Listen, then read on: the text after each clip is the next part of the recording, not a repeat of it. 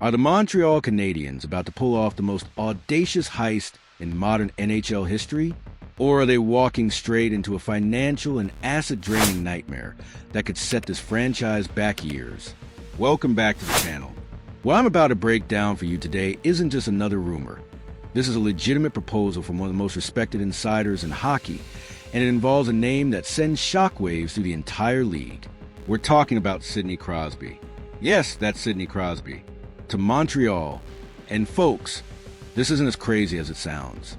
Chris Johnston from The Athletic just threw a grenade into the hockey world. In his November 25th mailbag, Johnston didn't mince words when asked about potential trade targets for Canadiens. His answer? Go all in for Sidney Crosby if, and this is crucial, if the opportunity ever presents itself. Now, let me read you exactly what Johnston wrote, because every word here matters. The Sidney Crosby trade conjecture has quieted down, given how well the start of the season has gone for the Pittsburgh Penguins. But that's the player I think Montreal should go all in for if the Canadiens ever get a chance to land him. Let that sink in for a moment. One of hockey's most plugged-in journalists is openly advocating for the Canadiens to pursue a 38-year-old future Hall of Famer who has spent his entire career in Pittsburgh. This isn't some hot-take artist looking for clicks. This is Chris Johnston, a man who doesn't throw names around carelessly. But here's where it gets really interesting. Johnston continued, "There's absolutely no guarantee Crosby opens his mind to possibility, but he'd be an ideal fit. The Habs also have the assets needed to make a trade work if the opportunity ever comes their way. The assets, the fit, the opportunity. Three crucial elements that make this more than just fantasy hockey talk. Let's address the elephant in the room. Sidney Crosby has been a Penguin since 2005. He's Mr. Pittsburgh, the face of the franchise. 3 Stanley Cups, 2 Olympic gold medals, 2 Hart trophies, 2 Conn Smythe trophies. The man is Pittsburgh hockey. But here's the harsh reality that Penguins management is staring down right now. Their window isn't just closing, it's slammed shut and the hinges are rusting, despite their better-than-expected start this season. Does anyone actually believe this team is a legitimate cup contender? The Penguins are in hockey purgatory. Too good to tank properly, too old to compete for championships. It's the worst place to be in professional sports. And when you're in that position, you have 2 choices. Ride it out and waste the final years of your legends' careers, or make the brutal but necessary decision to rebuild. Over the summer, those rebuild rumors were roaring. The speculation about Crosby potentially waiving his no-movement clause reached fever pitch. And you know what? It made sense. Because what's the point of keeping Crosby in Pittsburgh if the team can't give him one more legitimate shot at glory? Now, the Penguins' decent start has quieted those whispers. Crosby and Evgeny Malkin have done what they've done for 2 decades. They've willed their team to victories through sheer talent and determination. But let's be honest, this is a mirage. This isn't sustainable. Father Time is undefeated, and eventually, the Penguins will have to face reality. Here's where this gets fascinating from a Montreal perspective. The Canadiens aren't just looking for any upgrade. They're desperate for forward depth after injuries to Kirby Dach and Alex Newhook exposed just how thin they really are. Signing Alexander Texier, that's a Band-Aid on a bullet wound. The Canadiens see themselves as playoff contenders, and if you're going to make that claim, you need to back it up with moves that reflect that ambition. And let's talk about the psychological impact of landing Sidney Crosby. This isn't just about his on-ice production. Though at 38, he's still playing at an elite level. This is about sending a message to the entire hockey world. Montreal is serious. Montreal is all in. Montreal is ready to win now. Imagine the shockwaves through the Bell Center when Crosby takes the ice in the Blue Blanc Rouge. Imagine what that does for Nick Suzuki and Cole Caulfield.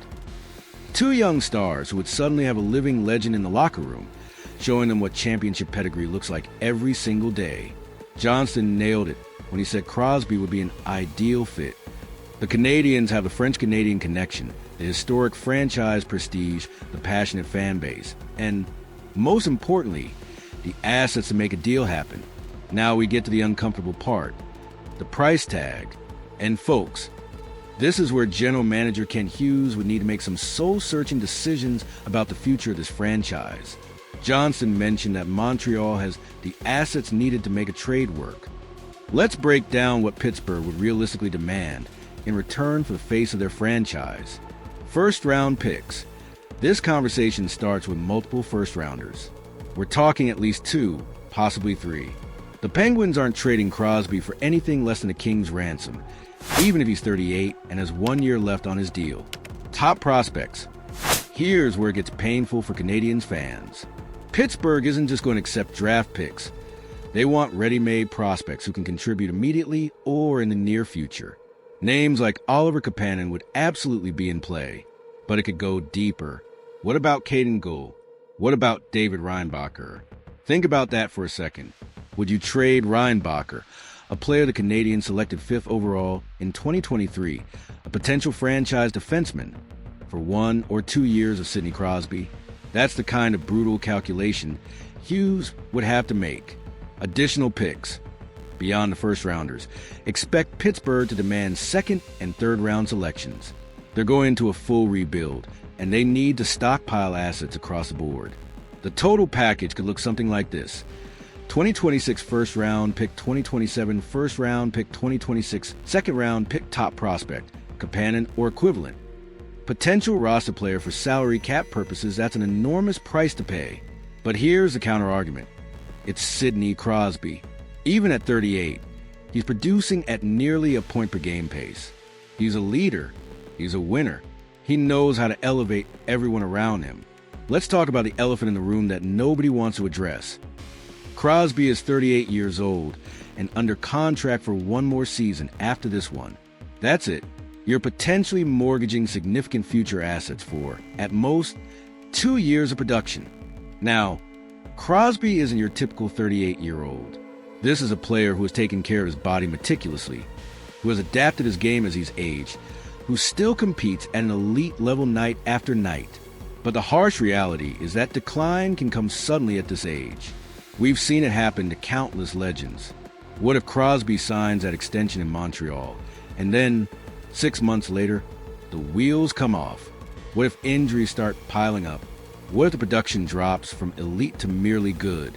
Suddenly, you've given up multiple first-round picks and top prospects for a player who can't deliver on the ice. This is the nightmare scenario that should keep Kent Hughes up at night. Because if this trade goes wrong, it doesn't just set the Canadiens back a year or 2. It could derail the entire rebuild that's been carefully constructed over the past few seasons. But here's the flip side that makes this proposal so intriguing.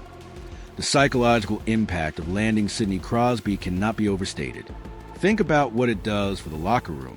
Suzuki and Caulfield are talented players, but they're still learning what it takes to be champions. Crosby has been there. He's won it all, multiple times. He knows what championship hockey looks like, feels like, demands. Every practice, every game, every team meeting. Crosby's presence would elevate the entire organization. Young players would see firsthand what it takes to be great, the work ethic, the attention to detail, the refusal to accept anything less than excellence. And let's talk about the statement it makes to the rest of the league.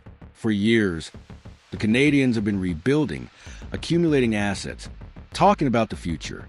Landing Crosby would be a declaration. The future is now. We're not waiting anymore. We're going for it. That kind of bold move can galvanize an entire franchise. It can turn a good team into a great one simply through the belief and confidence it instills. Sometimes you need that one move, that one splash, to push you over the top. Here's where Hughes needs to be careful. The temptation to overpay for a legend like Crosby is enormous. The pressure from fans, from media, from ownership to make a big splash can cloud judgment. Johnston's proposal is intriguing, but it comes with a massive caveat. Montreal cannot afford to gut their future for a short-term fix, no matter how glamorous that fix might be.